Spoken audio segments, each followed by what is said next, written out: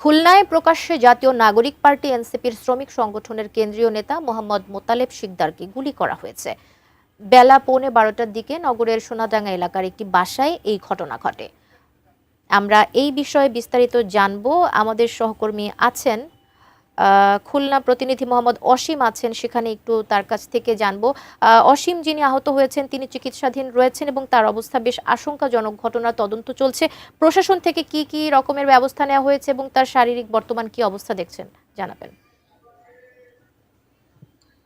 কবিতা, দেখুন, সর্বশেষ আইন শৃঙ্খলা বাহিনীর যে তথ্য, সেই তথ্য অনুযায়ী মোতালেব শিকদার যেখানে গুলিবিদ্ধ হয়েছে, অর্থাৎ নগরীর সোনাডাঙ্গা থানার পল্লীমঙ্গল এলাকার মাদ্রাসা রোডে, এই রোডের যেখানে তিনি গুলিবিদ্ধ হয়েছেন তার পাশে, অর্থাৎ তিনি তার আগে যেই বাসাটিতে ছিলেন, যেই রুমে ছিলেন, সেখান থেকে আইন শৃঙ্খলা বাহিনী বিপুল পরিমাণ মাদক এবং নারী ঘটিত বিষয়ের কিছু আলামত সংগ্রহ করেছেন। একই সাথে আইন শৃঙ্খলা বাহিনী বলেছেন যে আসলে তারা কিন্তু বিভিন্ন দিক নিয়ে এই ঘটনার তদন্ত করছে। তার মধ্যে নারী ঘটিত বিষয়, মাদকের বিষয় রয়েছেন, একই সাথে রাজনৈতিক কোনো কারণ আছে নাকি সে বিষয়ে কিন্তু তারা খতিয়ে দেখছেন। তবে এই যে আহত হয়েছেন, তিনি কিন্তু এই হাসপাতালে আসার পরে তিনি কিছু সময় কথা বলেছিলেন, সাংবাদিকরা ছিলেন, আইন শৃঙ্খলা বাহিনীর সদস্যরা ছিলেন।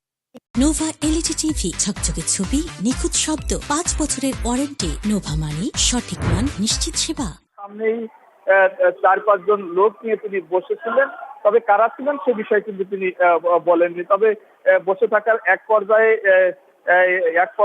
4-5 জনের মধ্যে থেকে তাকে কিল ঘুষি শুরু করে, পরক্ষণে কিন্তু কিল ঘুষির এক পর্যায়ে এই 4-5 জনের মধ্যে থেকে তাকে কিল ঘুষি শুরু করে, পরক্ষণে কিন্তু কিল ঘুষির এক অস্ত্র ঠেকিয়ে গুলি করে, অর্থাৎ এই মাথার বাম পাশ দিয়ে তার গুলিটি লাগে। তবে গুলিটি ভিতরে যায়নি, গুলিটি বের হয়ে গিয়েছেন, এটি চিকিৎসকরা বলছেন। তবে তিনি এখন আশঙ্কা মুক্ত রয়েছেন, কারণ তার তেমন কোনো ধরনের বড় ধরনের সমস্যা নেই, বা এখান থেকে পরিবারের পক্ষ থেকে এবং